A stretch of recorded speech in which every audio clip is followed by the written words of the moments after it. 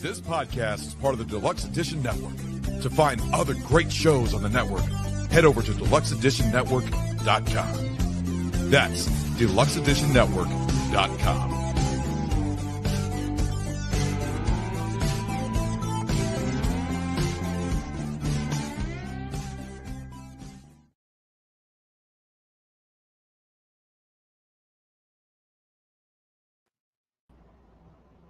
Welcome to the show, everyone. My name is Brian, and with me is...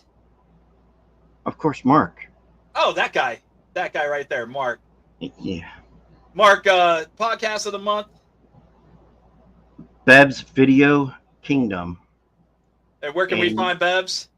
You can find them and a bunch of other great podcasts on the Deluxe Edition Network. That's right, guys. Head over to the Deluxe Edition Network. You can find them on Facebook, Instagram, YouTube, Twitter, TikTok. But you can also find them actually by just typing in deluxeeditionnetwork.com. And you go over there and you can pick all different types of stuff. You got it from wars to sports to mystery to us. Of course. That's right. Go check out Talking Shttt on the Deluxe Edition Network as well. Guys, I am super excited to bring to you tonight a funny guy. I've caught this young man on my Facebook reels, and his name is Bryce Tucker. Ladies and gentlemen, Bryce Tucker. Hi, howdy. What's going on, buddy? Nothing much, man. Bryce Tucker, a.k.a. Bryce Patty, a.k.a. Walmart Matthew McConaughey. How are y'all doing? We are fantastic, good. Bryce. Fantastic. Man, we have a ton of questions. I wrote down a bunch of stuff, but like I told you... SHTT? Yeah, for once, I decided that I wasn't going to write down questions because of the fact that you're a comedian. So therefore, it's going to change from left to right. So it might be all over the place. Yeah, that's exactly it. But yes, one of the first questions I'm going to start off with, because I was just curious alone. I mean, yesterday when we were talking, we were just going back and forth, just trying to check everything out. And the one thing we never asked you was, why did you want to do this? Why did you want to make content? The funny thing about it is when I first started comedy, I was not really much of I might have been funny back in the day, but I didn't really show it. I wasn't one of those people that I wasn't a class clown. I wasn't somebody that acted out whenever, I was in the classroom or anything like that. I was really isolated to myself. I didn't talk very much. The funny thing is, I got into TikTok about 2 years ago. One of my friends was doing videos. And we used to always joke around in the car, and just bullshit around. He used to always say, you should record yourself. You should do videos. And when I first started, I didn't have no idea what direction I was going. I know my first video was me walking down the road with a firecracker on 4th of July. We're about to shoot firecrackers. Or one video was a video of me and my cat. It was just corny stuff. I didn't know what I was going to do. And one day I was scrolling through and I seen where somebody was doing stand-up comedy on there. And I didn't, before then, most of the stuff I'd seen on my channel was dancing and stuff like that, all that kind of stuff. So when I realized that there was people doing comedy on the channel, and doing that kind of stuff, I was like, I want to give that a shot, because I think I can do that. And so I just started doing it. And I'd say it wasn't easy at first. I mean, there's a lot of, my first couple 50, 60 videos might have got 100, 200 views, It wasn't nothing big. It was just a small change. And then my videos just started picking up and I started getting a following and I started getting bigger and better at it. And I got to where I'm at today. And it's just one of those things where it's just been putting one foot in front of the other and just seeing where it goes. And this is where we're at right now. That's perfect. That's really, really good. So how long have you actually been doing the comedy? You said you started a year or two ago. Is that right, with your friend? And does your friend do comedy with you to this day? My friend actually didn't do comedy. My friend actually did more of like just the dancing videos or like the trends and stuff. But he would just always do these videos, and like he would get a decent little bit, you know, of like followings and stuff like that. And then like he would do clips of movies and stuff like that. And so I seen him doing that kind of stuff, and I seen, you know, the type of following he was starting to get, and I was like, man, it'd be kind of cool, you know, if I could do something like that. But no, I was actually the first one to start doing the actual comedy stuff, I would say. And like I said, that was just a spur of the moment thing. I really had no idea what I was doing when I first started TikTok. But to answer your question though, I've been doing it for about, I say 2.5 years on TikTok. I did not start posting on Facebook and Instagram until probably January of this year, because one of my buddies actually said, why don't you do that? And I got to thinking about it, and I never thought of it before. Like, why not grow on other apps, you know, and expand, you know? So I decided to do it, and Facebook, for whatever reason, just caught fire. I mean, overnight, it just blew up, and I'm grateful for it, you know, very grateful for it. That's that Facebook Reels, right? Yeah, people are scrolling through Facebook. They come across the little video. Maybe they don't like the first video, but they want to watch a couple other videos, and then bam, there you are, right? Mm-hmm.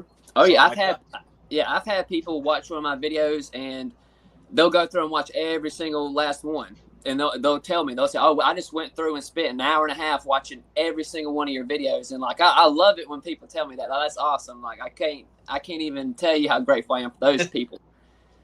Yeah, I only spent 15 minutes going through them, and you know that was all that I was sick for the last few days, so I got lazy. So. No, you got to a point where your ribs were hurting so bad, you were laughing. You were like, I got to stop. I couldn't. Well, I couldn't do that as it was, so you know.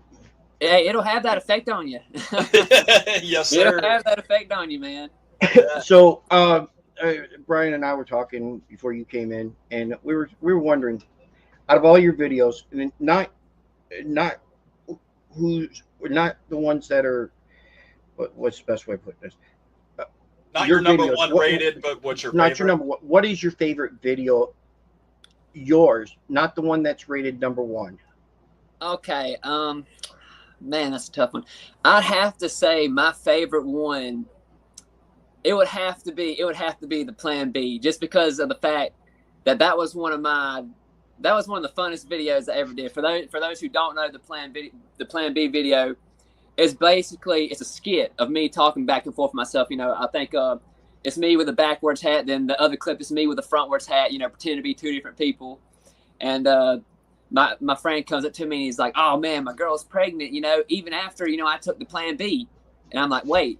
You took the Plan B?" And she's like, "Yeah, the guy's supposed to take it." And I was like, "Oh my God." And I was like, that's what happens when you smoke marijuana out of copper light sockets, you know? Like that was the kind of stuff I was coming up with, you know, and that was probably my favorite video because it was the funnest one to make. I like the videos where I'm doing skits of me like talking to myself and pretending to be different people. I like those a lot more. But those are probably either those or the Country Boy in the Hoods. Those, I love the Country Boys in the Hood because I actually like I have a lot of black friends, and I've been in enough places in the hood to know, like, I know how it goes in there, and I know like all the funny stuff, and like so I'm able to be able to bring humor to that and make it funny, you know, and stuff like that, because my black friends used to always pick on me all the time, you know, about how some of the things I would do, and but it's just, you know, you just find different things, and the biggest thing I think of is like finding stuff that's relatable. Like, you know what I mean? My favorite videos are the ones that are not necessarily funny but relatable, like stuff that when people are commenting, they're like, "Oh man, I know all these things happen to me all the time. This is so relatable." Those are the ones I like the most too, because I feel like I connect with the audience the most with those videos, if that makes sense. Yes, it does. Absolutely. I think the very first video that I saw was "Your Uncle is a Mexican American." Mm-hmm.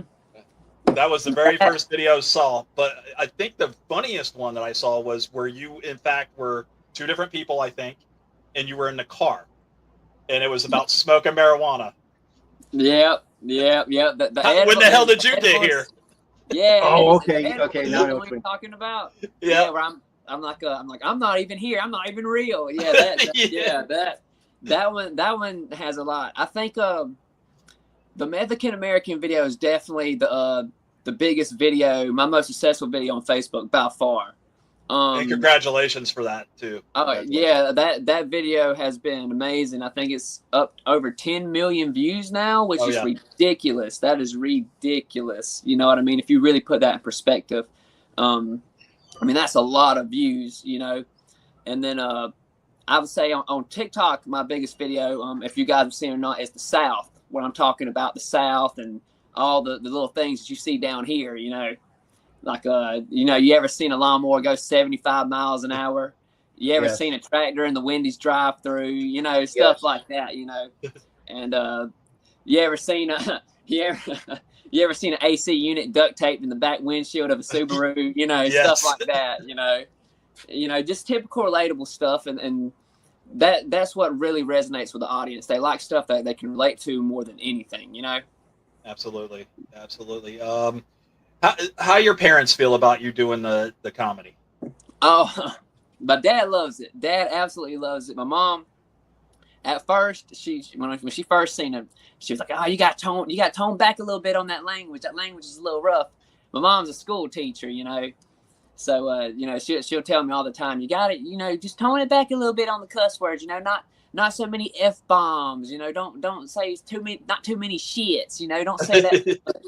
And I always tell her, I'm like, oh, I know, but you know, that at the end of the day, you know, I'm making money, so as long as, you know, I'm doing that, you know, it's not all for nothing, and you know, I can kind of get her, you know, up for it. But now, I mean, like I said, I've been doing this for a while, so over time she's got used to it. You know, she just lets me do it now. But yeah, she definitely had a problem with the language. But I think that's any mom. I feel like. Well, she's a school teacher. How old are her students? Oh, she is actually pre-K. She teaches pre-K. And not only that, pre-K, but special ed students. So she has patience, like unbelievable patience. Her patience is amazing. God-given patience. Yes, God-given patience. She's a strong woman. Good. Shout out to mom and dad then for supporting you. And yes. Mom, listen, if it's making him some money and he's not out doing a bunch of marijuanas, then I think that he's doing really good for himself. How old are you, Bryce? I am 26 years old. A lot of people do not believe it. A lot of people think that I'm freaking 18 or 19 or something, but you do look younger. I'm actually 26. Yes, I'm 26. Okay. Damn. And when did you graduate? What year? I graduated high school in 2015. So it's been a minute. It's been That's okay. 8 years now? That's not long enough. Gracious. That is long enough. It feels like yesterday, man. I tell you. It really does. What high school? Berrien High School in Nashville, Georgia is where I'm from. All right, good shout out to your high school. Yes, Berrien High School. I actually, when I was there, I was an athlete. I used to run cross country and track. People find it very weird that I used to be a runner, but I was a big runner at one time. I loved it. Good for you.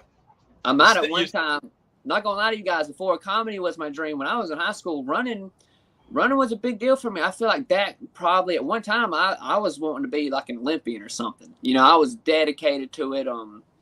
I still got records down there at the high school, I believe. They may have been broken. I haven't really kept up with it, but for last time I checked, which would have been about 2 years ago, I still had them. Went to state, got a scholarship to college. So I got a full ride scholarship to the college I went to off of running. So at one time, you know, running was a really big thing for me. But man, when I got done with it, I tell you now, I can't run from here to the damn stop sign at the end of the road and not pass out, you know. But it's weird thinking back now. I used to run, man, 10, 15 miles a day. Like it wasn't nothing. I mean, I was a little scrawny little shit, just running on the side of the road, the little shorts, you know what I mean? Like that was me, man. I used to be big into that, real big. Well, if you ever want to get back into it, I'm sure you got to put down the puff bar, man, unfortunately. Yeah, that's going to be hard to do right there, I'll tell you. I smoked for several years. Ever since I've known Mark, I've known Mark for we're not even going to go 30 there. something years. Shut up, Mark. We're not 30 that old something yet. years. Yeah, We're 30 something years. 45. Come on. I've known Mark for 30 something years. Out of those 30 years, I think I smoked for 20. You know, Right. I just recently, probably in the past 3 years, I think, gave up smoking completely, man, and I feel a ton better. But I am so much fatter. So, Oh man, you got some tips, man. Give me some tips. I need it. I forget the name of the pill they put me on, but the military gave me some little blue pill, and it's not Viagra. Damn it. Yeah, I know, right? Because that would have benefited me, I think, a little bit more too. I know. I get off nicotine and I'm ready to go at all times. That's right. Let's get it. I mean? Hey, yes, sir. That's a damn good pill right there. Yes, it is. They need to put that on the bottle. They need to print that and send that out to the masses, man. Let's do it. Hey, may cause extra. Yeah, may cause. Yeah. Yeah, run down a long grocery list of things, you know. And then all of a sudden, right there at the end, that it may cause, bam, the Eiffel Tower. May cause the Eiffel Tower. You never know. Your high school, have they? A lot of high schools, have famous people come back in. I think our high school, we've had a couple of big time graduates out of there. One in particular, Mark. Miles Teller. Miles Teller graduated Lecanto High School here in Citrus County. Shout out to Miles. Okay. And Top he's guy. come back. Yeah, exactly. And he's come back to the high school a couple of times. Have you been back to your high school? No, I haven't done it. I don't feel like I'm big enough for that yet. You know what I mean? I feel like I'm like right now I'm like Walmart greeter. You know what I mean? Like I can go to the local Walmart and like, hey, how you doing today, Bryce Patty? Nice to meet you. You know, you know what I mean? Like something like that maybe. But yeah, I mean, if I ever get to that point, hell yeah, I'd love to go back to the high school. I go back and talk to the kids. Unfortunately, I don't think I'd be able to do any jokes in front of the kids. I don't know if the teachers would like that too much, but I definitely could go back and talk to them because I tell anybody, man, you can do anything you put your mind to if you just do it. You know what I mean? Yeah. That's the biggest thing. You just got to do it. The biggest thing in life is like procrastination is like the number one thing of why things don't get done, and you never get to where you want to get. You know what I mean? It's easy to procrastinate. It's easy to get lazy and not want to do something, but if you just put the work in, you can get somewhere. You know what I mean? I never would have thought that I would have gotten to the point to where I'm at now. You know what I mean? And I still want to get bigger, but even just now, with just the amount of followers I have now, it's just surreal to me because I'm from a small town of 800 people. You know what I mean? The town I live in is Lappaw, which is a small town outside of Nashville. It's only got like 700 or 800 people in it. So when you live in a small town like that, it's easy to have that mindset to think that you're never going to get out of there. But when you can just get out of that mindset, you can do anything you want to do. You know what I mean? So I would definitely be a great motivational speaker. I'll tell you guys that. So if this comedy stuff don't make it out, you catch me at your local high school. I'll be giving you pep talks. That's what we'll be doing. Right before we go for a run. That's right. We'll be going for a run, either or. You know what I mean? I give running lessons on weekends. Let's get it. Let's get it. What were you saying, Mark? How many followers do you have? Right now, TikTok, I have, these are rough estimates. I haven't checked today. TikTok, I have, I think, 202,000. Instagram, I have 26,000. Facebook, I have 143,000.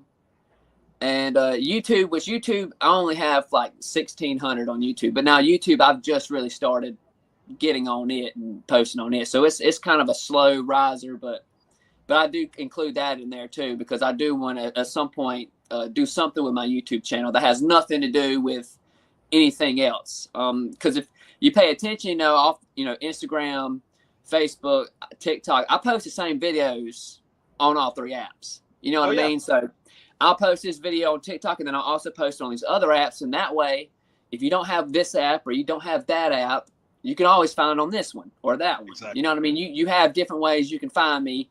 You don't have to just strictly come to TikTok or strictly come to Facebook. You can find me anywhere. And that's what goes back to what I was saying earlier about branching out. You know, you want to grow and have, you know, different places that you can be reached. Yep, I can understand that. If the commie didn't make it, you did say something about you'd be a speaker. You'd speak out for folks. Is that really what you would do, or did you have a different career goal in mind? I'll be honest with you, man. For the longest, I really had no idea what I was going to do with my life. I mean, I really didn't, if we're being completely honest. I went to college for, like I said, I got a scholarship to go run there. And so I was looking at it more of, I'm going to college to run, not I'm going to college to get a degree to set up what my future is going to be, you know, what I'm going to do for the rest of my life. Yep. So I got there, you know, and I was good on the running team, you know, and we had, you know, all this fun. But then it came down to, okay, well, what are you going to do for your major? And I was like, damn. I was like, I don't really know.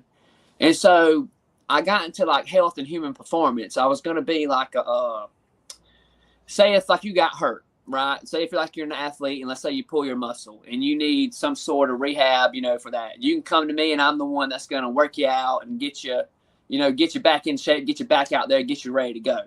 That was kind of what I was looking into. But looking back now in hindsight, I don't know if that's really what I wanted. Like I said, I feel like it was more so me being young, me being kind of sheltered. I didn't really think about it long term. So to me, it was more so like, oh, I'm just going to be this runner. Because like I said, at one point I thought I was going to be like, I really thought I was going to try and get into like a career as being a runner. Like I go to the Olympics or something like that. Yeah. And I'm not necessarily saying I'd ever get to the Olympics, but there's a lot of runners that never get to the Olympics that are still very successful. You know, that's like the Super Bowl, you know. You might not make it to the Super Bowl, but you can still be on a team in the league, you know what I mean? Sure. Like there's things that go into that. So that was definitely my goal. And then I got burnt out on it, I feel like. And it got to a point after my sophomore year. I just didn't really and another thing too, I'll be honest, I became a severe alcoholic. I didn't want to admit it at that time in my life, but that, like I said, being sheltered, going to that college life and living on the dorms, and every night, you know, there's a party somewhere, and every night, you know, there's a lot of beer going around, there's a lot of smoke going around, there's a lot of things that shouldn't be going around, but it's that college life, you know. And it's real easy to get sucked into that when you've been sheltered your whole life and you have never experienced it. So, like, to me, this is all brand new. I've never seen anything like this. So I jumped head first. Like, my thing of choice was I love the alcohol. Wave, let me think. Wave, Jack Daniels. Those are my go-tos. And just got to the point where, man, I was drinking too much, having too good of a time. And grades started slipping. My running started slipping. And I had to be real with myself after a certain point. I was like, all right, I got to come home and I got to reevaluate. I got to get my shit together because I'm slipping. And so that's what I did. Halfway through my sophomore year, I came home, packed my shit up, left everything like it was. And I came home and I just started all over. And I sat on my couch for a few years, like, not a few years. Like, I had jobs and stuff, but I was living with my parents, basically. Living with my parents, trying to figure out, like, what the hell am I going to do? Like, what's the future hold for me? I tried to get back into running, but it just was not it anymore. Like, I just did not have that hunger. I did not have that drive anymore. It was not there. And so I got, you know, these little job here, you know, part-time job here. I had this job at the DOT for a little while, which was the DOT job was actually kind of fun, working on the roads and all that. I actually learned a lot of shit doing that. That was probably one of my favorite jobs that I did. And like I said, I just didn't know what I was doing, you know, and I was working dead-end jobs, just trying to figure out what my next move was. And then my TikTok just started getting bigger and bigger. I started getting a fan base. People started saying, hey, man, you ever thought about doing stand-up? You ever thought about, you know, branching out? You ever thought about making merch? And I've never thought about any of that before. And I was like, wow, you know, like I can be a content creator. because like I said, you're from South Georgia. You're supposed to be a farmer or a mechanic. You're supposed to do something like that. My entire family, that's all they are, is farmer and mechanic. That's what you are. You're either a farmer or you're a mechanic. That's all it is. And so when you think of like a content creator, you don't expect someone from like a small town to do that. So like when I decided to start doing it, and like I said, it started getting bigger, that's really what this became. And so now, like 100%, like I'm pursuing a career in this. Like I want to get to a point to where I'm doing stand-up shows. I got merch. And maybe hell, one day I might have a Netflix special. You know what I mean? That would be great. I would love that. A Netflix special would be amazing. You could be. You ever watch Clerks? You know who Jay and Silent Bob are? Yes, people. You could be young Jay. Yes, people say that all the time. People say I look like Jay and Silent Bob together because I look like Jay, but I look like Jay, but I got the dark hair like Silent Bob. They say I look like Jay and Silent Bob had a love child or something. There you go. I was going to say you're Jay and Silent Bob's love child. The love child. That is me. That's great. Listen, hey, at least you're honest with yourself and with your friends. Listen, I can be a mechanic and break your shit some more if you really want me to, but I'm funny. I'm not. Yeah, I'm about to say I don't know anything about mechanicking, but I know some people that can take a catalytic converter off for you. If you want. I know plenty of those around here. I tell you, you got a few of them. Yeah, that's about it. Hey, will you ask them for me what a catalytic converter's worth? No comment. No comment. That is fantastic. I mean, so farmer, mechanic, those were the two main choices. But stand-up comedy is, I see it for you. I mean, right now you have a great backdrop with the brick wall behind you. If you're able to, right here. It's fine. Hey, listen, I'm just saying, if you can get into a stage area where it's, got that same kind of background or whatever, and just do a good 1 hour show or something, I mean, you'll have people rolling to a point where their ribs are going to hurt. I mean, ask Mark. He was hurting for 2 days. Okay. Okay. I apologize, man. I didn't mean to do you like that, man. Yeah. If that was the problem, yeah. Okay, but well, since you want to do stand up, we're gonna put you on the spot. Okay. I'm gonna let you have the floor for a minute. See if you can get some people laughing. Okay. Doesn't take much to make Brian laugh. Come on. Okay, I'll tell you what. We'll do this because I was actually going to ask you guys this question earlier. I was watching and this is kind of somewhat, but also like me taking the floor for a second. What would you guys think? Okay, so have you guys seen the new Cocaine? Not the movie, but the Cocaine Bear trailer? Yes. Okay, yes, so how fantastic. that's based on a true story and everything. Yep. Okay, so who would win out of fight? Because I want to ask you guys this: who would win out of fight? Okay, a cocaine bear. Let's see, a cocaine bear or a Perk 30 python. A Perk 30 python. A Perk 30 python. A python attacked off of Perk 30s against a cocaine bear. Man, I'm taking the cocaine bear. I'm taking the bear. I'm taking the bear. Let's put him out of it. Let's put him out of his element though. Let's put him in water. Okay. Cocaine bear versus Sudafed shark. Wait, can the bear swim? I mean, he's done so much cocaine. He can. Oh man, okay. He could probably build a boat. I'm about to say he's on so much cocaine that he could probably drown and not feel it. So I think he'll be all right. I think he'll be okay. So I'm going with the bear then in this instance. Yeah. I'm still going with bear. I was gonna say cocaine bear and Adderall alligator, but I don't think Adderall is I don't think it's gonna help his case any. I don't think he can't focus in on the bear that much, can he? No. Hey, let me tell you guys something. I want to tell you guys this because I want to tell you. Okay, so I was doing this joke the other night on cougars, right? Because my buddy. Okay, so this is a true story. My buddy tells me the other night.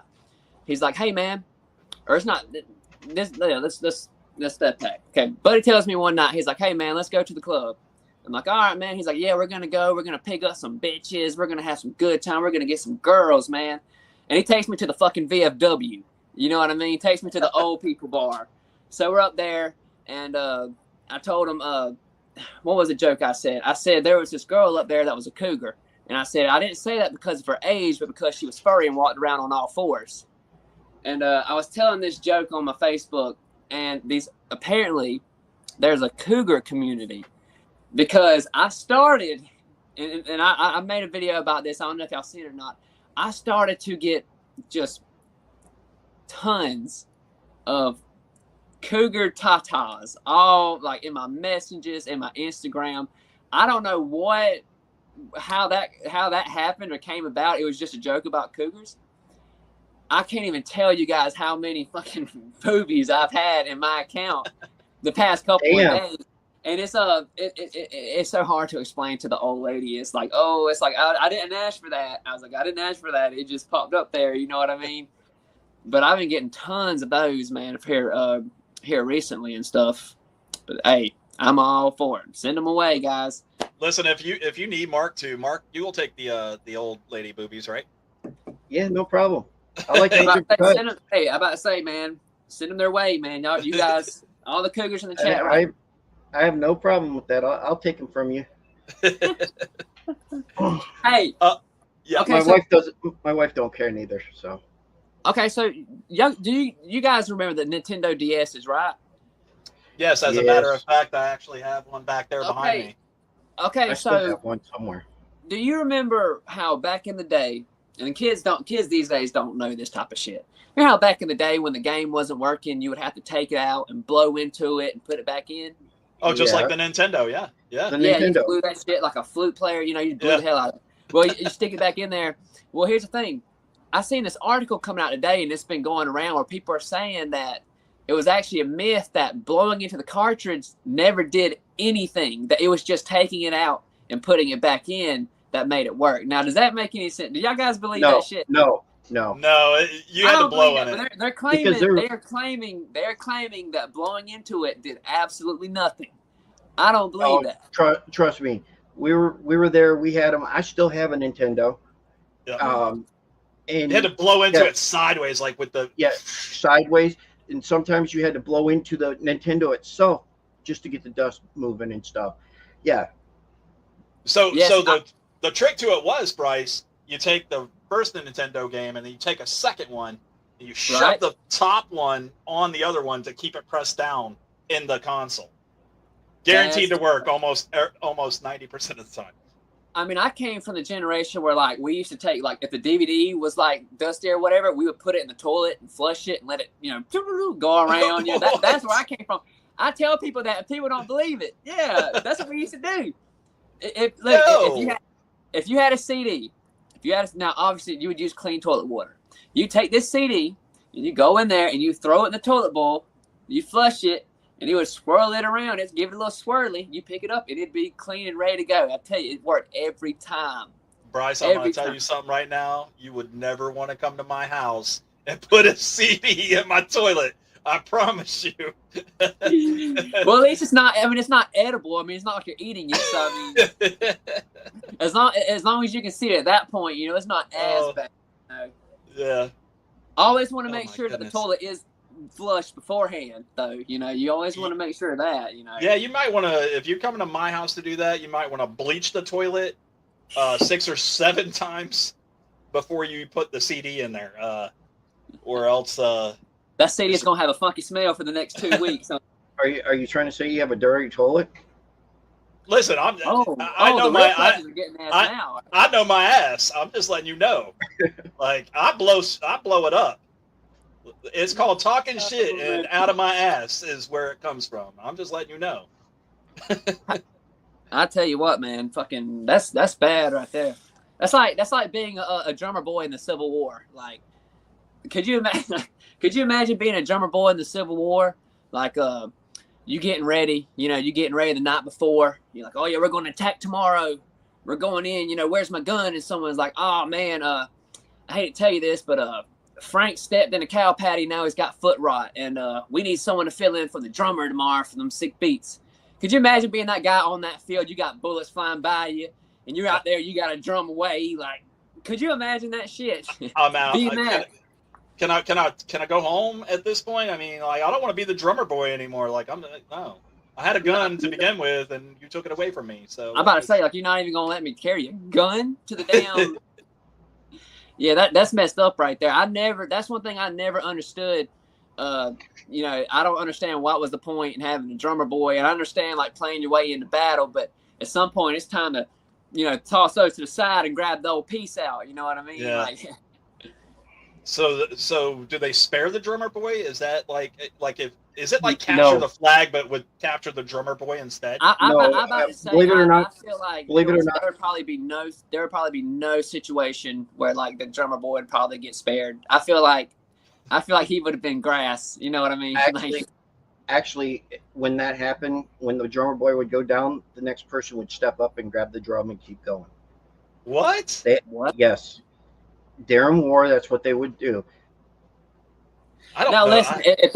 listen, if they like drilled some 50 calibers on each side, I would be happy. I'd be happy to tote that thing. You know what I mean? But otherwise, I just don't see the point in that. Like, why?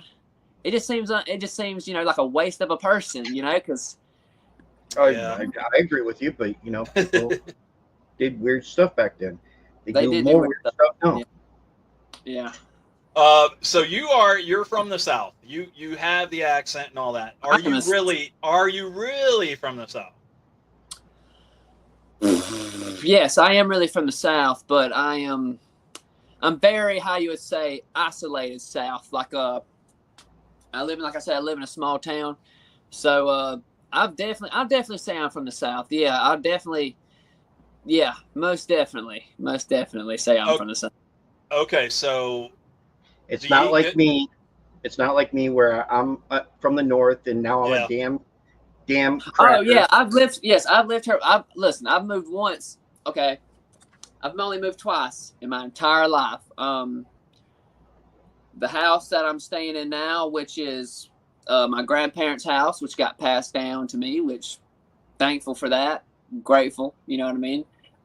Before then, I lived at my parents' house. My parents live 200 yards behind me. We're separated by a small field. That's the only thing separating me and my parents' house. I moved down to Orlando, Florida, which is not far from y'all, I don't think. That's right. No, we're about an hour. I moved down to Orlando, Florida, and I say probably 2017, 2018. My buddy got a big time job down there working at the FedEx, making good money. He got a manager position down there, and excuse me, that soda's coming up on me. But he got a job down there, and the plan was that we was going to get down there, and that he was going to get this manager job, and then he was going to hire me on, and that, you know, we was going to be making good money down there for 2-3 years, and then we'd come back or whatever, or we'd go somewhere else. And it only lasted for about 3 months, so it didn't work out the way we had intended it to. He ended up getting his job, but it was one of those things where he wasn't able to get me on. And it's so hard to find a job in such a big city like that, especially when you don't have a car. You know, like he was the one with the car, so I didn't have any of that at that time. So it was hard for me to find something to be able to pay the rent down there. Rent is outrageous. It's ridiculous. Yes, it is. And it doesn't make any sense. I mean, an apartment down there is like a house up here. You know what I mean? Well, you can buy a house and land up here. Well, that's the problem, because you're by Disney. They think that you're rich if you can go, you live in that area. Oh man, I was about to say, you got to pay Uncle Mickey now. You got to pay Uncle Mickey. Not no more. The apartment we stayed at was 5 minutes from. I'm talking about, it was right there. We passed it all the time. Right, and then you had the Ripley's Believe It or Not place and SeaWorld, correct? Yeah, SeaWorld's not. That's all on International Drive. When we first got there, that was the road. We hit that road so much, just checking it out, seeing all the stuff there. But the fun thing is, for 3 months we were there, we didn't do shit. It's funny how you get somewhere, like if you're on vacation, you're going somewhere, you know, you get there and like you're going to do whatever you want to do, you know, like if you're going to the beach, you'll go to the beach, enjoy the beach for a couple of days. But like if you move there, you'll never go to the beach again. Just because you live there and it's like, oh, it's right there. I can go tomorrow. I can go walk right across the road. Yeah. Yeah. And then you never go just because you live there. You know what I mean? And so when we moved to Orlando, we had all this cool stuff and we just never went and checked it out because we could have went anytime. But now, and then I moved back, and it's like, well, damn, you could have did all that and you didn't. You know, so that's how it usually works. You know. Your mom say, "Hey, I'm going to take you to Disney," and you're like, "No, pass."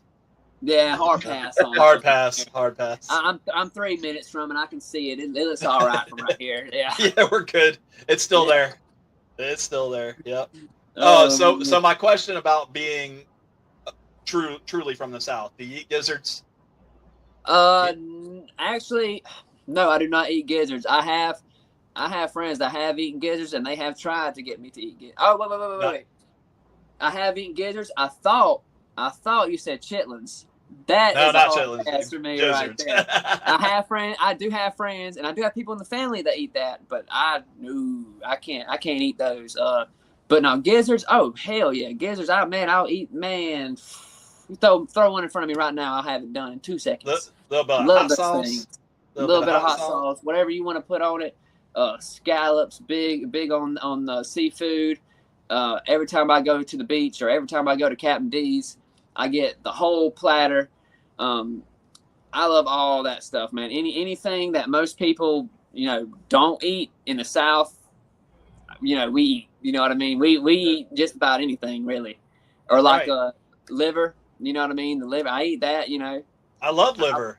Yeah, they won't let me cook it in the house. They said it smells up the house, and I don't understand. I don't care. I'll still eat it, man. Love it. Collard greens. 100%. 100%. Love collard greens. Yes. Collard greens with some pickled pig feet.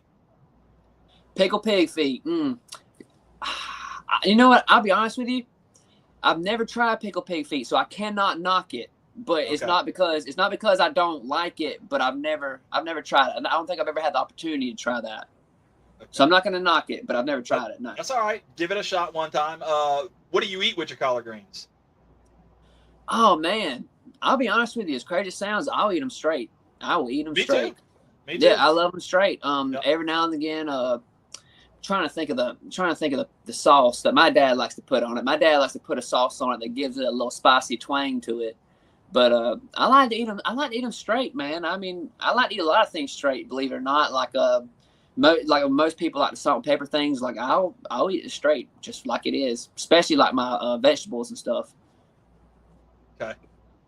See, I mean, there's a lot of way to eat vegetables, man. I think the hardest vegetable there is to eat peas by themselves. Like my wife will not eat any kind of pea by itself, but the minute I put it in risotto, it's game on. Oh man, for me, I don't know if there's a vegetable that I don't like. I'll be honest with you. Like most people, don't like broccoli. Broccoli is probably my favorite of all of them. I'm not even joking. Like I love broccoli, like cheese and broccoli casserole. Oh yeah. Oh my God, that is. I'm telling you, like when it's my birthday, I'd rather you make that than bake me a cake. You know what I mean? Like I just put the candles on top of that, man. If it's green, oh fuck no. Mark's out on the vegetable stuff. Yeah, fuck that vegetable. I don't like vegetables. Mm-mm. Hey, you know what I mean? Listen, I used to love vegetables because they were easier to eat because of the wheelchairs. I like I don't know. What are you, more of a vegetable guy or more of a fruit guy? Would you say? Fruit. I gotta go with fruit too. I gotta go with fruit. Big watermelon guy. Watermelon's fantastic. Yeah, watermelon definitely without a doubt the best thing that you can. Oh my God, best thing. Bananas, because you can put bananas with anything. Peanut butter and bananas. Bananas and Miracle Whip. Banana salad. I mean, come on. What the fuck is wrong with you? Miracle Whip? Bro, have you not had this yet? Wait, Miracle Whip and banana? Yeah, absolutely. Put it on a piece of bread. And next thing you're going to tell me is you're going to put ranch dressing on it too. No, pass. Pass on the ranch. I'm about to say, let me pass that one for you. I'm out on that. Goodness gracious. Yeah, that's bad right there. That's no bueno. So yesterday you briefly touched on the you have a job and you work at a chicken house. Yes. So at the chicken house, what do you do there?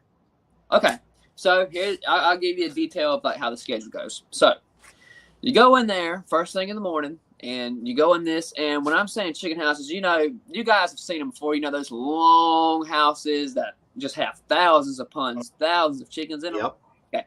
So, okay, good. Got the idea. So we go in there first thing in the morning, and we'll walk the house. Any eggs on the ground, we'll pick them up. There's a belt that goes down the ground that you put your eggs on, like a conveyor belt.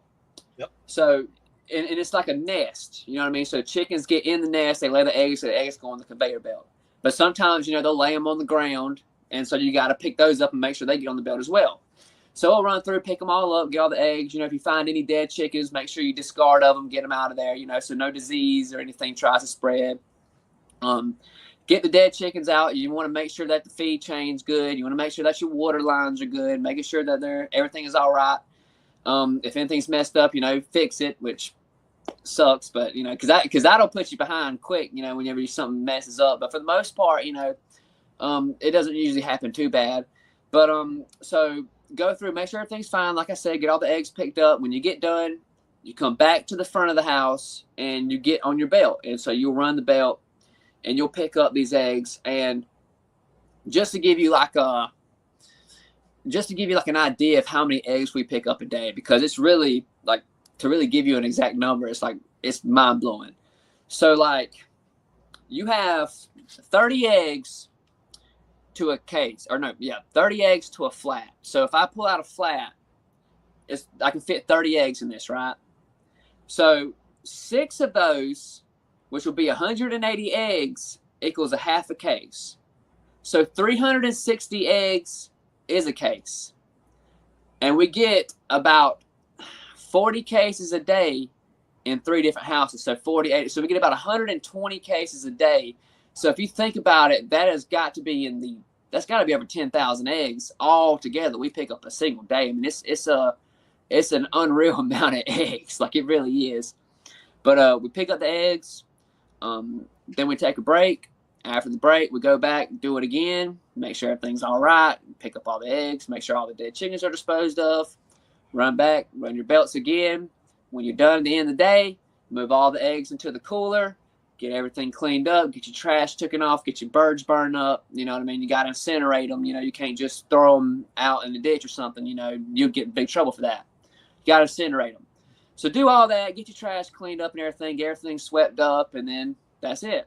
You go in at 7, you'll be off 12:30 usually. Okay. Now, Yep. so you do all the egg stuff. Let me ask you this: Mm-hmm.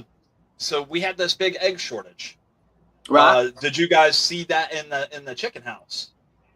No, not in our chicken house. We didn't. We really didn't. When that egg shortage was going on, though, the funny thing about it is so the way it's set up is, these houses, like when you get these chickens, like every now and again they have what we call rusted top eggs, and it's an egg. It's a perfectly fine egg. The yolk is perfectly fine, but the shell itself has a blemish on it, and so they won't take it.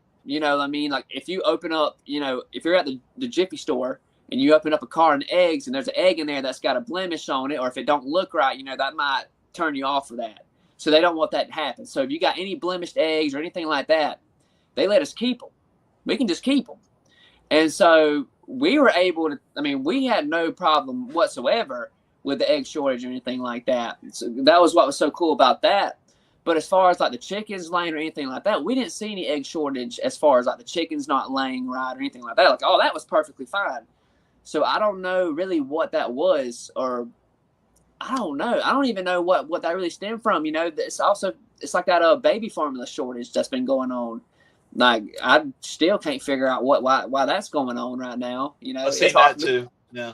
It's hard for me to find. Sometimes I've been having to go to 2-3 different Walmarts, looking for a certain type of formula. My son's got a sensitive stomach, so I've been real. Plenty of times I'll go to this Walmart, won't have it. Got to go to this one, they don't have it, and then I'll finally find it here, finally find it there. So it's got to go to CVS or something like that, right? Yeah. Yeah. Go to CVS. Just go wherever and find it.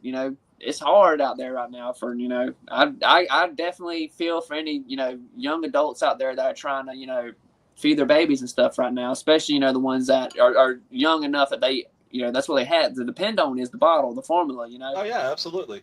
And boy, I tell you, it's been tough, but I hope everybody out there that's going through that right now, you guys stay strong. You know what I mean? Yep. Don't buy the stuff from Amazon. It will not be baby formula. There was a whole thing of meth missing from my backyard. Sorry. Hey, sorry. Sorry about that.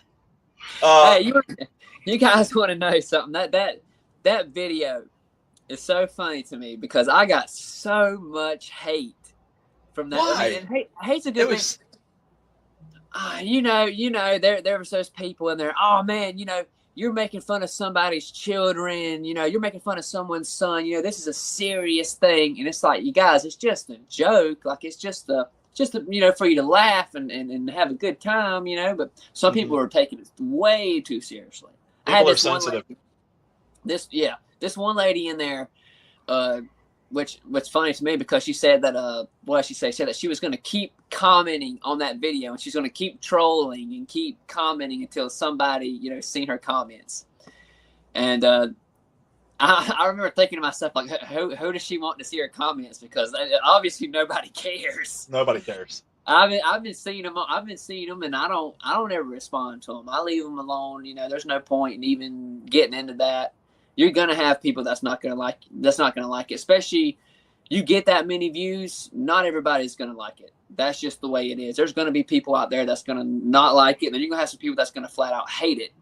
I think that's going to be the way with the show that we're running here. I mean, I think we do a pretty okay job of just letting our guests talk and sorry I cut you off, but oh no, so far we haven't gotten anything yet, but we haven't got the views as like what And I think once we start getting the views too, like you're getting, I think that we're going to get that same kind of feedback. Well, you had so and so on, and that they did this. I don't care.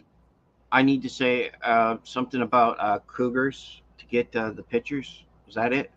Okay. Yeah, man. I'm telling you, man. Make this day. Just all you gotta do is just bring it up, and they'll come on out. I'm telling you, man. That's all I did. I just made a video, and all I did was I said, "Yeah, I seen this cougar up there," and I was like, "It's not because she was old. It was because she was furry and walked on all fours." And it was just something so silly, and people. And that's the thing. A lot of my content is just silly shit. Like I just stupid. Like some of it is literally so dumb that it makes it funny. You know what I mean? It's like that scary movie type of comedy. You know what I mean? It's just so stupid that it makes you crack up. So you've written a ton of jokes. You got logs. You log this stuff. Yes. Because I know you. It's just not one of those things where you're going to remember the stuff right off the top of your head, right? No. I can't remember all of it off the top of my head because I write so much. A lot of it gets jumbled together, Yep. But like, okay, this is like one of them. Let me see right here. So this is just the first couple pages right here, but this is one that I got. So like that's Cousin Jerry right there, which is my cousin's a crackhead. That's that skit written out right there. And then I got Little Caesar's Pizza, where I was shitting on Little Caesar's Pizza because it tasted so bad that I threw the fucking pizza out and started eating the cardboard instead. Being a dad, which is basically me just talking shit about being a dad, and having all kind of stupid stuff because, let's see, and then let's see, my son's dad. Yep, a whole bunch of just stuff, and then right here it stops, but. That's one of the books, and then I got plenty of them. I got a couple of them that are just jacked full of them. But what I like to do is like I'll get like an idea in my head of like what I want to talk about, right? So, like Little Caesar's Pizza, for instance, right? So I go to Little Caesar's. Let's just say I go to Little Caesar's, and the pizza ain't very good, and I'm thinking, oh man, this pizza tastes like shit. So then my first thought is, how can I make a video from that? So right then I have my basic idea of what the video is going to be on. It's going to be Little Caesar's Pizza, and the storyline is me, just shitting on them. All right, so I'll put that down, and then let's say I'll get my pad and my pen, and I'll sit here and I'll just think of jokes to go along with it. What can I say to go with this? And sometimes I'll write a whole. I'm talking about sometimes I write a whole skit out and That's then good. scratch it and start it all over because I don't like it or I don't like the punchline. Or I think the punchline isn't good enough. Well, who do you try them on? Yeah, I mean, you got to try it on somebody before you say, I'm just going to scrap the whole thing, right? Oh, no. Like the thing with me is like, but here's the thing though.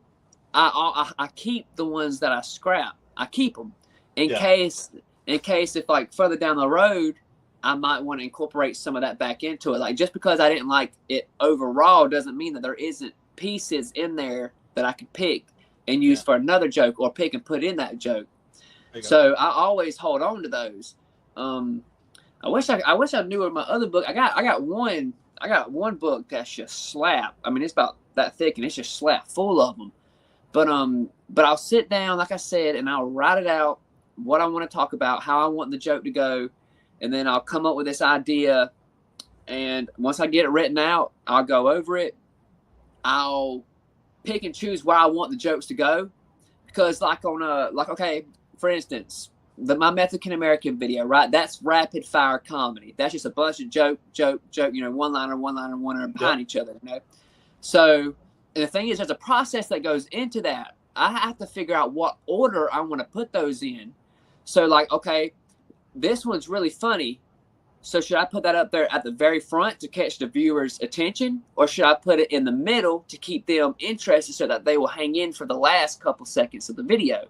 There's a whole bunch of stuff that goes into that, and you gotta figure it all out.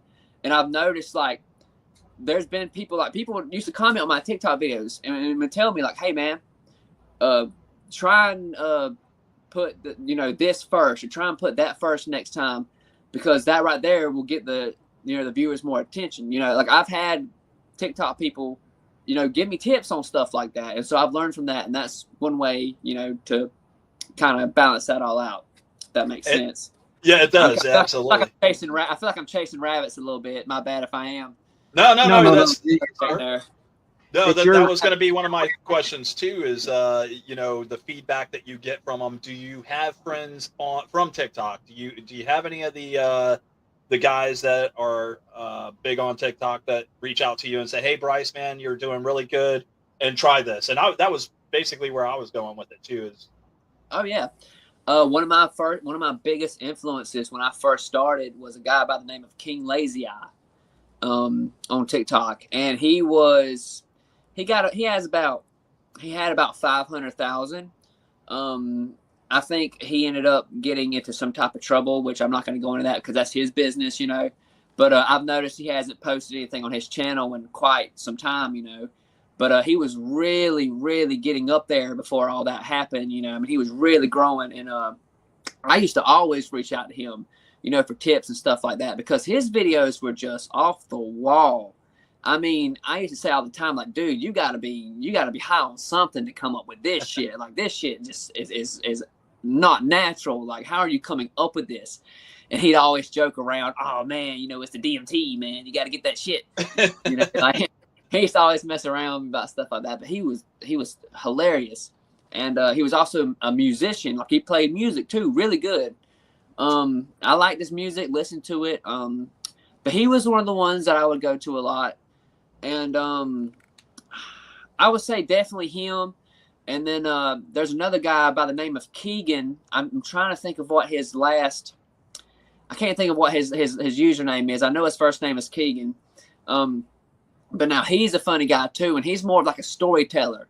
Like in some of my videos, I'll be sitting in my car and I'll be telling stories.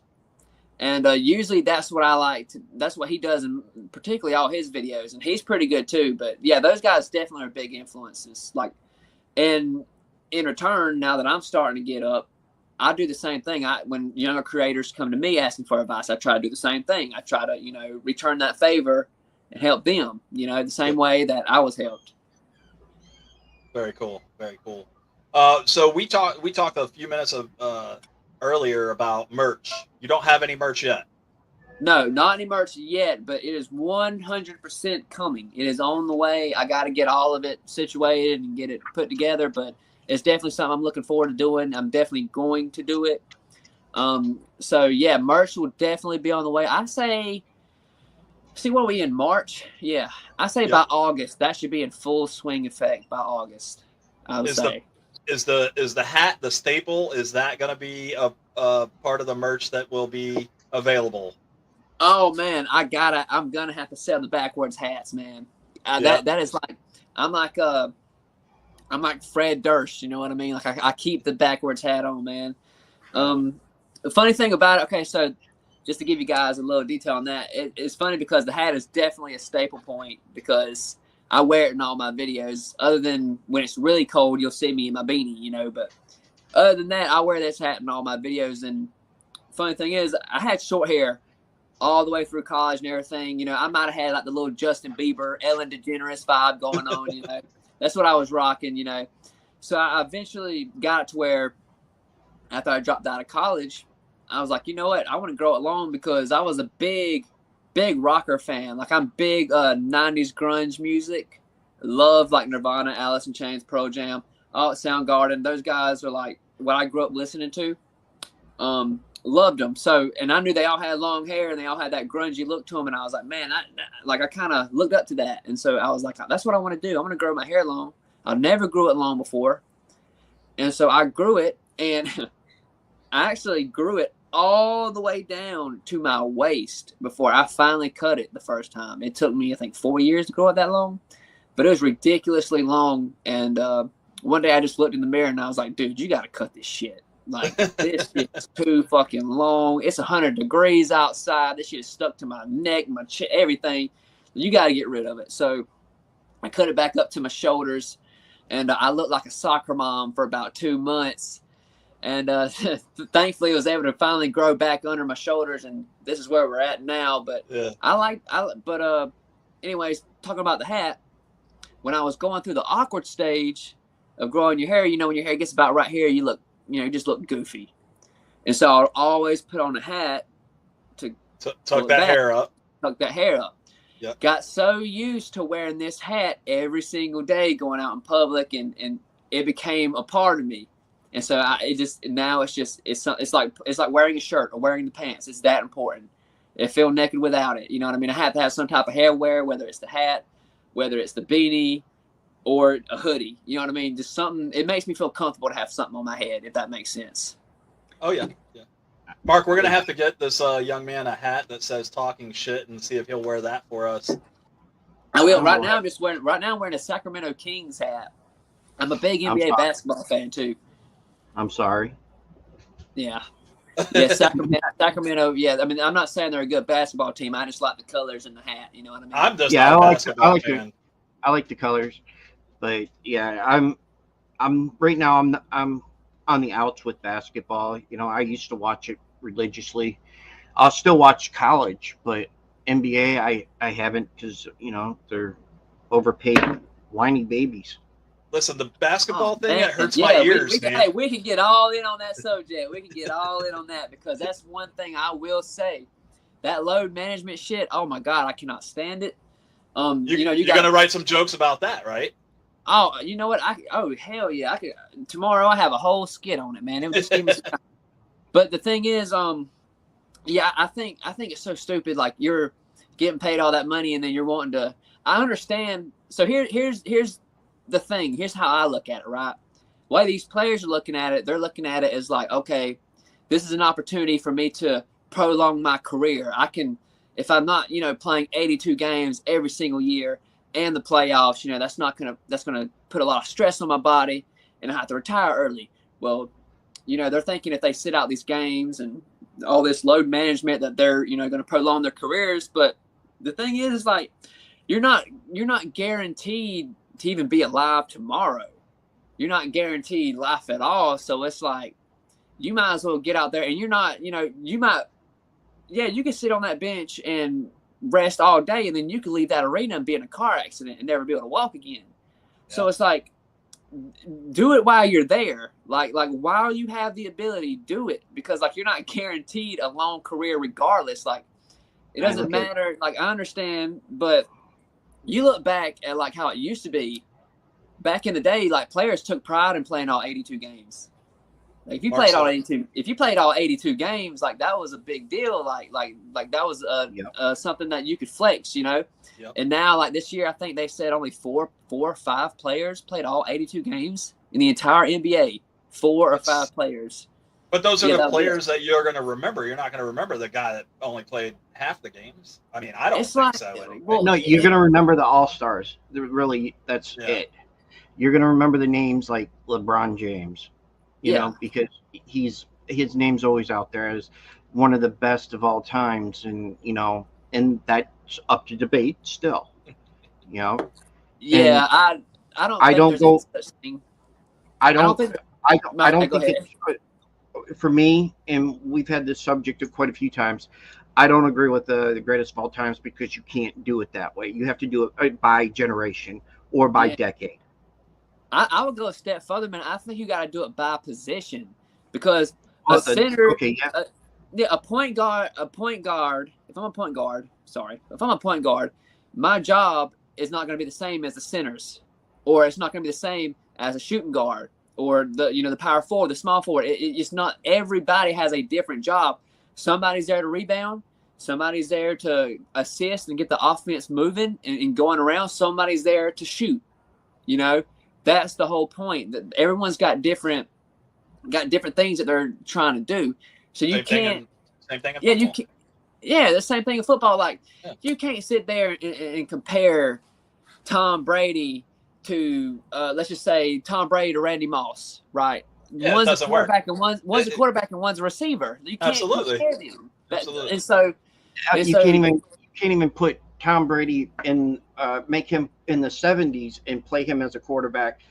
He would get smothered. He wouldn't have been able to. He wouldn't. Oh man, they back then. I watched clips of how football used to be, and man, it used to be brutal back in the day. Them quarterbacks didn't get any breaks back then. Oh, no. You would throw the ball, and they still you throw the ball away, and they still run right through you. It didn't matter. Well, hold on. Before we switch subjects, though, since we're on this, have you guys seen that? Have you or might or might not know about that whole Ja Morant situation going on? You guys been seeing any of that? The what? What is it? Ja Morant. He's an NBA basketball player. You guys? Oh, the one he had a gun. Yeah. So hear me out on this, right? This guy, he's on the cusp of like a $200 million contract, right?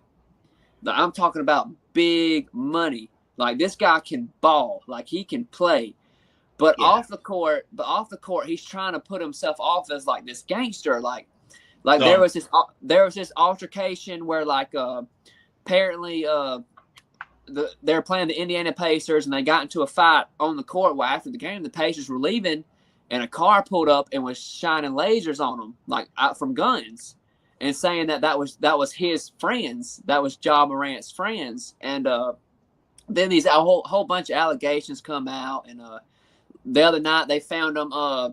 He posted on his Instagram Live him holding a pistol in a club, which you can't have a gun in a club.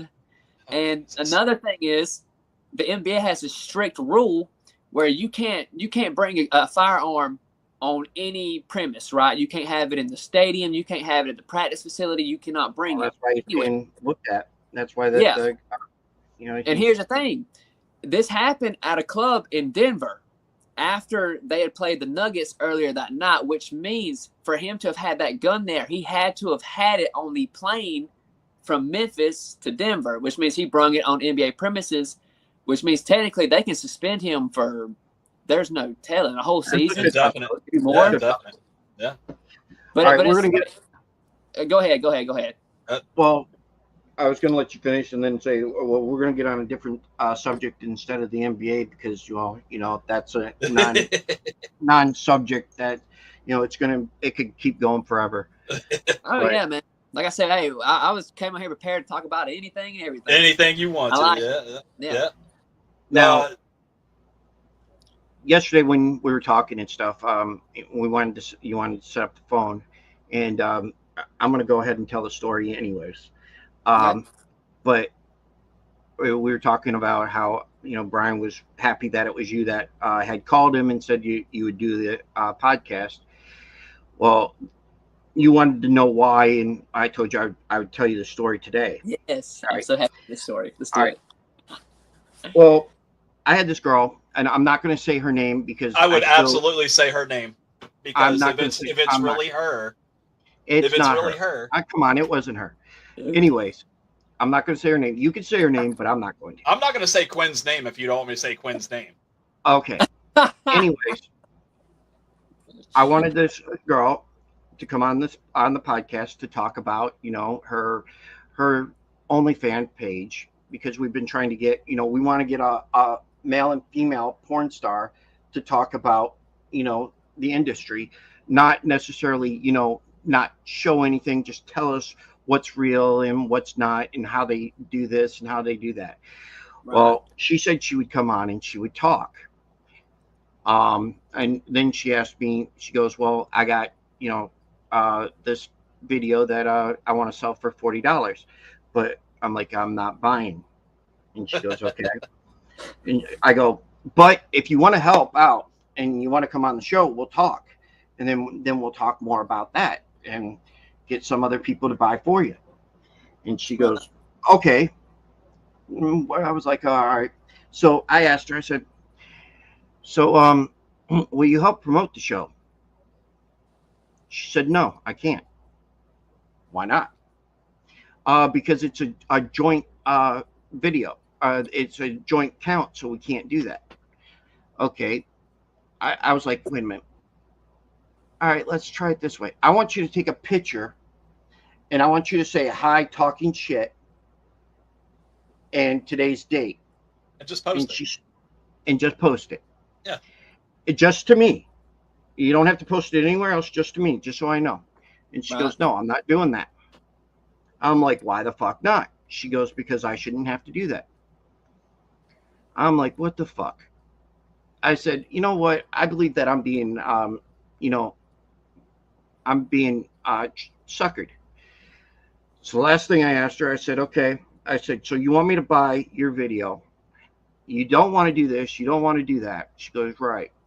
I said, okay, can you at least tell me what your TikTok handle is so I can look at it, so I can go on it? She gives me one that has never been set up to her account at all. I'm like, yeah, fuck this. I'm done. So now we started talking to people, you know, on the phone saying, hey, look, you know, we want to be able to make sure it's the real people. Yeah, of course. And that's why, you know, I didn't mean to blow your phone up. I know I sent you a couple of texts and I sent you messages because I was like, you know, I reached out to you on Facebook first and I didn't get a response back. And I was like, all right. And I went on to Insta and I found you on there. I sent you a message and it was like, yeah, I'll do it. Then I was like, all right, you're shitting me, right? I asked you on Facebook, but you're answering me. I was like, okay, well, you know what? He probably uses Insta more than that. Yeah. So Facebook, then I shot you the text, and then you were like, "Yeah, I'll call you." Yeah. Facebook. I don't. Yeah, I wouldn't message me on Facebook. I barely ever see those messages because I have the notifications turned off because I get a lot of spam on there.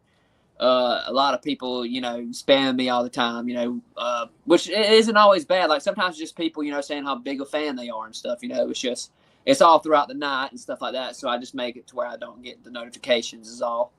Yeah. Okay. So, I guess to say, so yeah, I guess you could say that wasn't the adult superstar coming on. That wasn't the happy ending that she was looking for. No, not at all. That's not the happy ending. And that's what Mark's looking for. He wants to get that episode up and running. I would love to have that. You know, just because, you know, not a lot of people are, you know, looking at that as a, you know, something. I would like people to, you know, I know what's real and what's not in porn, but you know, it's always fun to. He watches a lot of porn. Of course. I watch it with my wife. Get it right. But I understand where he's coming from, you know, to be able to talk to him and ask the questions and let our viewers, because I think that we're probably going to get a couple of more viewers off of it anyway, because the minute we say porn star, it's game on. Yeah, now we go from 20 views to 7. We're going to see some boobies tonight. You're going to see some. No. Can't see those, but yeah. But yeah, it was one of those things. It was, you know, but you know, you're not going to always hit with everybody. You're going to miss with a few people, and Of course. and that's what happens when you're trying to do, a talk show and try to get something done. So for anybody out there trying to do a talk show or trying to get somebody to come on their show, get a chance to talk to them. Hey, Bryce, I appreciate you putting your number out there for people to get in touch with you for Okay, sure. Of course. I Definitely, yeah. That makes it a lot easier than trying to go back and forth. I mean, it Makes was it a lot easier for the Cougars too. Yeah. Mark, you want to put your number out there? No. I've had people, like this is no lie. Like I had someone text me the other day, and they was like, "Hey," and I was like, "Hey, who's this?" And they was like, "Oh, nothing, just a random fan. Thanks for being so cool." And then they never responded again after that. And it was like, And so some people just get my number and they'll just say they're a fan and they'll never text me. They'll never bother me. But just some people just love the fact of having my number, I guess. Really cool. So, hey, at least you responded back to your fan base too. I mean, you're able to take those texts and say, "Hey, how's it going?" or "Hey, it's Bryce." I try to stay interacting, with my fan base as much as I can. I can't really. It's hard to respond to every single comment on every single video. When you're posting on all these different apps and you're getting hundreds of comments on every app. It's hard to, respond to all of them. So I'll try to make, videos from time to time, just like letting them know, like, hey guys, like I do appreciate it. I love you, all the support, just to kind of, remind them like, hey, like, and then like, I see what you guys are doing. Like you guys are helping me grow, and I definitely you can't shy away from being connected with your fan base because your fan base is everything. You're nothing without them. You can't get anywhere without them. You know what I mean? You absolutely need them. Got to have them. Yeah. You have to, with anything that you do, you have to have that support system. And so when you get that support system, it's very important to show them that they matter, and that's how it grows and that's how they stay, and that's the most important stuff and everything, man. Definitely, without a doubt. So being in a small town, Bryce, a lot of people got to know who you are, right? Oh yeah. Okay. So I would tell you this. So it's hard for me to, especially in the small town, like around here. I haven't gotten to the point of, I would guess, quote unquote, success. I haven't gotten to that point yet to where people just go out of the way, like, oh man, like I gotta have an autograph, like you're so great and stuff, But I will say this, I do. When you're out in public and someone looks at you and you can tell that the way they're looking at you, they're trying to figure you out or trying to figure if they know you or they've seen you, they know you. They've seen you. I get a lot of that. Like I'll have someone, like I've passed people, like I'll go to Walmart and someone will see me and like they'll nudge their friend and they'll whisper something. Like I've seen that all the time, and like they might not approach me or might not come say anything, but like I see things like that, and it's like, oh, and sometimes I'll wonder like, oh, is that they noticed me from somewhere? But like, and then at the same time, I've had people I had this one guy at Walmart one time, right? I walked in the front door, and the second I walked in, this guy just comes out of nowhere. Oh my God, I can't believe it's you. I didn't know you lived from around here, man. This is so awesome. It's so great. Shakes my hand, gives me a hug and everything else, just a whole bunch of stuff. So then I go into the store and I go to shopping. Well, as I'm shopping, I keep running into this guy. And then he was basically like, he just kept following me around. Like he just kept trying to keep bumping into me to try and keep making conversation. And I finally told him, I was like, dude, if you want to talk, we can just talk and have a conversation. Like, I think he was just trying not to step on my toes too much. But I ended up, like, we had a nice little conversation. He was telling me about where he was from and how he liked my videos and stuff. And I like doing that. I like having that interaction with people, And even if it's a situation where somebody might notice me but like not say anything, it's still kind of cool, Like just knowing that like, oh, like these people have seen me somewhere. Like I'm getting an outreach. Like I'm getting out there, Yeah. I've had like for instance, the Domino's lady. We had when I was in town the other night with my buddies, we went to go get Domino's and we pulled up and the first thing the girl says is, "You're that guy from Facebook that does those videos." And I was like, "Yep." I was like, "That was me." I got out of a speeding ticket. Oh, shit. Got pulled over by a state patrolman. He was early, I say late 20s, early 30s. Pulls me over. He sees me. He says, "You're the guy that does the funny videos." And he's like, "Oh man, you're funny," and stuff like that. He ended up getting out of that. You know what I Slow mean? down, Like, so, slow down. You yeah, got slow down. Which I will say now. I don't think I was going fast enough for him to pull me over. I was going maybe 3 miles an hour over, but I'll let him have it. He did let me go. He did let me go, but I wasn't speeding that much. I will say this. But now I haven't been caught going really fast before. I think the fastest I ever caught was going 72 in a 55, and they actually bumped it down so I wouldn't get a super speeder. So since then I don't try not to speed too much. Yeah, you can go to jail for high intense speeds I'm over, about to say, yeah, anything no over super 100. I speeder. think they consider criminal now, don't they? I believe. Yeah, I think. so. I think so. Yeah. I'll be honest with you, I've never in my life owned a car that could go 100 miles an hour safely, anyways, without probably just breaking down and just turning to dust in the middle of the road. You know what I mean? Like, my first car was a 2002 Tahoe, and I say 70 miles an hour was her top. Any faster than that, and she'd start Shaking. doing that number right there. Yeah. Well, So, listen, you're going to be making it. You're making the money now, I think. I think you're going to get a little something, something. So you got to treat yourself every once in a while. Just make sure you do it as a tax write-off. You do it for your business. yes. If you don't know yet, you should go out and get yourself your own business so that when you do your taxes, you know what I'm saying? You get me? Yeah. Oh yeah, I definitely looked into that because I seen a video on YouTube where there's this YouTuber who got really big over there, but whenever he got big, he didn't handle all that the way it was supposed to, and he ended up owing so much money that like it got to a point where he was on his channel asking people for donations, not for him, but for him to pay off his debt. You know what I mean? So like that, I would not want to get to that. You know what I mean? So I've definitely been looking into that. Like I've definitely, I don't, because I know how they are. They, it's gonna happen soon. I think you'll probably end up getting an agent or something too. You're probably gonna get some phone calls, some knocks on the door that somebody wants to be an agent for you. He's gonna get a knock on the door, all right, but it won't be an agent. It's gonna be that porn star or a cougar. Yeah, it's gonna be that cougar on all fours. So the small town that you live in, any bars around there that you've tried out to do any kind of open mics? Have you walked into any places like that? Hey guys, I'd like to, do an open mic, stand-up comedy show. No, I have not yet. And the reason why is simple. It's because I've been getting the material together to do that. Good. Basically, like I've been I'm a bit of perfectionist, and when I go on stage for the first time, that's going to be a lot different, than being behind a camera.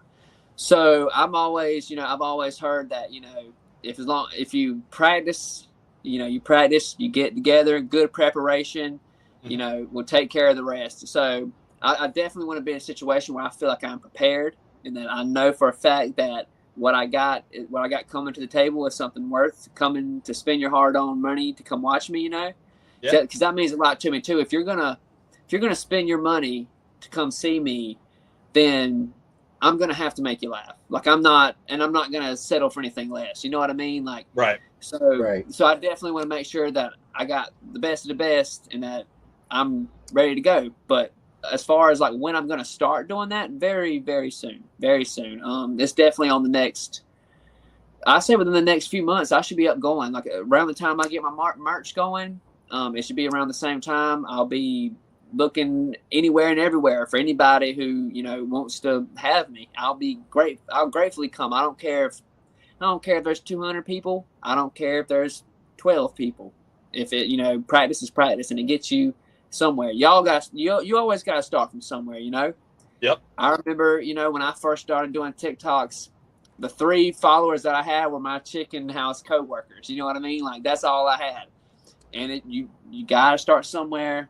Yeah. And it always has a payoff in the end. That's what I tell everybody. You just got to keep going. You got to keep moving with it. Yeah, absolutely. That's we'd love to have you come back down to Florida. Stay out of the Orlando area unless you're going to Disney. But the smaller towns here in Citrus County, and you got Levy County and places like that, they do have some really great venues where you can go. I mean, we've got an old movie theater where they do comedy shows, and I guarantee you to be on that stage, to have the whole county is going to come out and watch you. I mean, What, in our county, it's not Valerie? big. The Valerie? The Valerie. I didn't know that they did comedy there. Yeah, they do a bunch of comedy stuff there for the chamber host them. I'm gonna have to. The Chamber of Commerce. I've been trying to find something, you know, some type of comedy show to watch, and so that okay. You know, that's where I get a lot of my inspiration from. It's like I've probably watched every single Netflix stand-up special that there is, probably 2-3 times over. And so that, you know, like, and that's where I get like the timing, you know, when to tell the joke, when to, how to tell it, the rhythm of the joke. There's a whole bunch of stuff that goes into it. And when you watch, like I do, like you watch it all the time, you know, you get a feel for that. You know, the timing is a lot too. You know, when you hit the punchline, when to say the punchline. There's so much that goes into it. It's actually, it's kind of fun. It's challenging. You know, it's like art in a sense of a way. You know what I mean? It's more than just you just saying a joke, but it's how you deliver it. Everything. Reading the room. Yeah. You have to read the room. And like some places, like I've seen comedians talk about how they can say a joke in Georgia and he'll get a standing ovation. He can go to California, say that same joke, and they don't get it. Not a chance. So it's like everything, it's all situational. I guess that's what I'm going to say. Situational, you know, where you're at. And definitely like, because like I understand like a lot of the comedy, you know, the Southern type of comedy feel that I give off, it doesn't resonate with everybody. And then like some of my dark humor definitely doesn't resonate. Which is funny because anybody knows anything about my early TikTok days, I used to be really rough.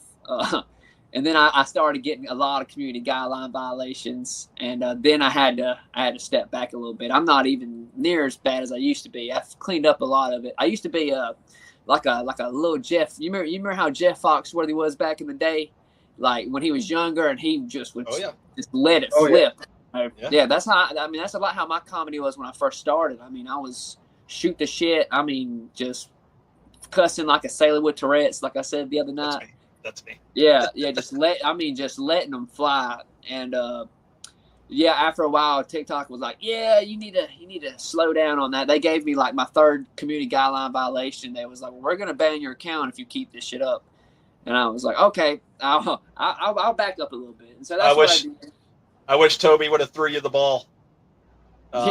Toby and Angel. Toby had one where he did that with the community guidelines and then decided to make a video. And the ball literally said community guidelines, and he would stitch with other people and throw that ball, or have somebody throw the ball and hit him with it. You violated community guidelines. You know what I mean? Because I guess that's how TikTok is. Not 100%. We're not big players on TikTok. We try to get some videos out there. We're just not really good at that portion of it yet. So we'll work on that. I got a community guideline violation on one of my videos because I literally, what did I say? I think I said that I'm white, and I think I said I'm white as mayonnaise or something like that. You know what I mean? Like white as mayonnaise, and they took that as like a hate comment towards white people. Like, oh man, that's a hateful comment. You know, white people are mayonnaise, and I got a community guideline violation for that. Like, I mean, real petty stuff. So you have to really be careful. Yeah, but the funny thing is you can look on another account and you'll see something that's 10 times as bad, and they get away with it. You know what I mean? Oh yeah. Their system of their guideline system is definitely shot to hell over there. They can't figure out what's good and what's not, to be honest with you. Well, we know what's good, and that's why we've been watching, man. Like I said, we are fans of yours. I think I introduced you to Mark, and I think Mark's going to watch a ton more of your videos. I'm going to have to. We, like I said, we really would like for you to come to Florida. We have so much more that we can talk about. Why don't we do this? Why don't we make a date later together and see if we can get you back on the show? Would that be something that you'd be? And then go ahead and write the joke about Mark being short and me being bald. No, I'm just kidding. I'm kidding. Totally. Oh yeah, man. Come on, get it right. I'm short and fat. Get it right. So I'll tell you what. I'll go a step further. Next time I come on, I will bring 10 minutes worth of material with me that I'll sit here and give to you guys. You guys can judge me on it, tell me what you think about it and everything. How's that sound? Actually, that sounds good.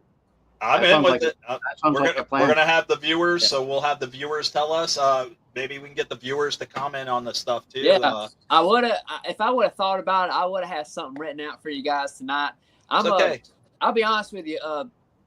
This is what I like about different comedians, because like you got some guys that like me. I'll be honest with you. I'm more of a. I like to sit down and write it out. Slow thinker, slow processor. I actually envy guys like Theo Vaughn. That they can just.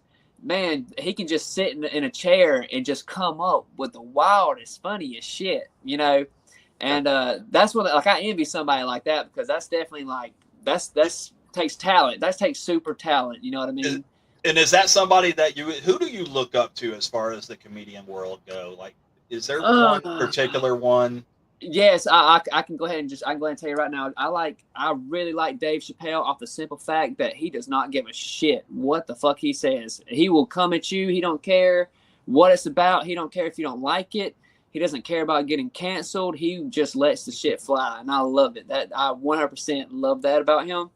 Because some comedians, like I could tell the comedians nowadays that they're not anything like they used to be, because either they sold out, or they're scared of getting canceled, or they're scared to push the envelope anymore. Like Dave does not give a shit. He's going to push that envelope. And I like any comedian like that that's not afraid to just say what they feel and let it go. And I hope one day I get on a stage like that where I'm big enough to where I can, get like that and say how I feel, because that's when it's going to get real fun, because I got so much just dark humor and so much material that I'm just patiently waiting to use, when I get to the point to where I feel comfortable that I can use it, Sure. Yeah. On this platform, we're not going to hold you back. So if it's something that you want to try out here, we're not going to say no. Mark, right. Are you in on that? I'm fine. There you go. Yeah, we're not going to hold you back. I mean, we're here to watch you grow, and we want to be the first to, congratulate you on your success, your early success, because we know for a fact that this is going to turn into something bigger for you. Get out there and get on the stages and start doing it. Get that open mic, and then as soon as you get the merch out, we're definitely going to be in on purchasing some of that from you as well. I think the hat is probably going to be the staple, but I want it to have your face logo on the back. I don't want it to be a basketball hat. I can figure something up. Okay. All right. Bryce, we typically go an hour, and like I said, it's been an hour and a half, and we really appreciate your time. We know you're busy. We know you have a child at the house, and we don't want to take up any more of your time for now. Have you ever even heard? I didn't even hear the kid at all. So well, that's because he's back asleep right now. My old lady's watching him. Your girlfriend is taking care of your girlfriend. Yeah, I'm about to go right back there and doggy pile. You can tell he's from the South. You can tell he's from the South when he says "my old lady." Yeah, my old lady. Yeah. Hey, this worked out fine too. I just realized my phone's on 2%, so this worked out perfectly fine. God, this is doing good, man. Right on. Well, Bryce, thank you again from the bottom of my heart. Mark, do you have anything else? No, we'll get you back on in April, May, somewhere around there. Sounds Don't good. get too big. Don't get too big for us in that time frame. I won't. I promise you guys, I will be back with that 10 minutes of material. Beautiful, man. Thank you so much, Bryce. Thank you guys. Appreciate it. Yes, sir. It's amazing. Bye. Guys, make sure you follow Bryce. We've listed his Instagram, his Facebook on there. Just give him a follow. Give him a follow and a like. If you have not watched his videos, man, I'm telling you, you are missing out tremendously.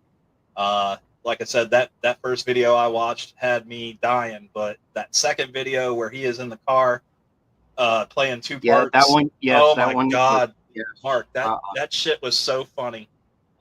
Yeah, I wish I was as funny as him, because I mean, funny looking, I'm good, there. But I couldn't. I was trying so hard not to laugh at that one because my ribs were killing me at that time. So I that's why I couldn't watch it, a whole lot of it.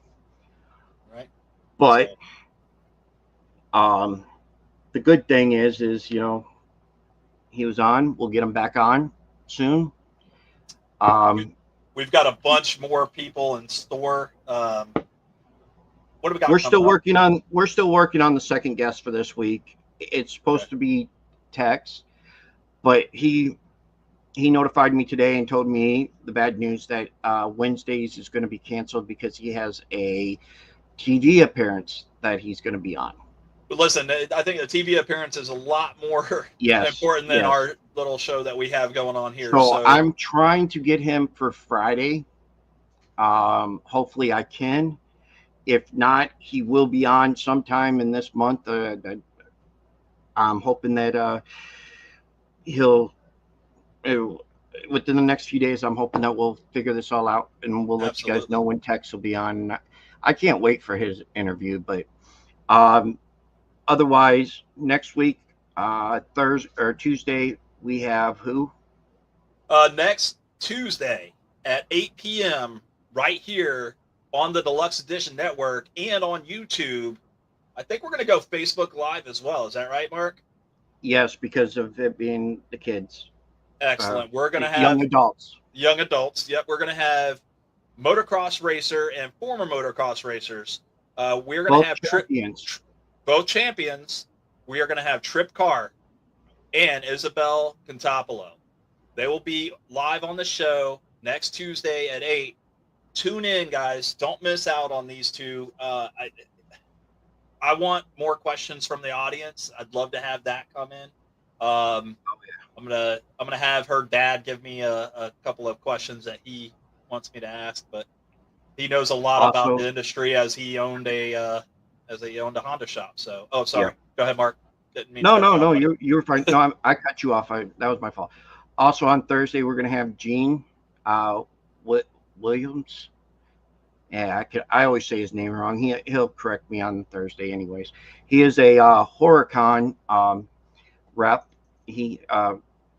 And he's also a soon-to-be author. Perfect. And all right, guys. We'll talk more about that all next week, but hopefully we'll get the tech situation taken care of and then have him on. And if there's somebody that you guys know that wants to be on our show, that would be great, first of all. Second, have them reach out to us. Have them reach out to us. We have an open platform for anybody that wants to be a part of our show. So we're here to listen and get the views up here for both Mark and myself as well as our guest. But that's it, man. I think we had a hell of a show tonight. I really, really think that you guys, if you're not watching Bryce, you're going to miss out on his comedy. And I think that he's going to do really good things here in the future too. So once again, for us here at Talking Shttt, we want to thank Bryce once again. Check him out, Bryce Patty Graham on TikTok, Bryce Patty YouTube at Bryce Patty. Didn't even ask him why he went with Bryce Patty. I feel like is it an Asian? No, is he trying to be an Asian thing? Is he trying to do the? I don't know, but you know what? That'll be a question that you're going to have to ask him next time. Excellent. All right, guys. From us here at Talking Shttt, I'm Brian. I'm Mark. And thanks to the Deluxe Edition Network for having us. And the podcast of the month, Bev's Video Kingdom. That's right. Get over and check out Bev's as well as several other podcasts. Hopefully, we're going to become one of the podcasts of the month here soon, right? Oh, well, hopefully. Fantastic. And Mark, you wanted to mention something about something you got going on real quick with our intro. Did you want to? Oh, yeah, we got a new intro actually going on that we're going to show you here within the next day or two. We're going to put up, and we're going to have it either in black screen, white screen. We're going to let people basically vote to see who's going to which one is going to be our new intro. Yep. Yeah, because our intro sucks right now. So. Well, I mean, we always want to grow, so I think that intro is going to help us too. All right, guys. Thank you so much for tuning in. Till next time, I'm Mark. I'm Brian. Good night. See you later.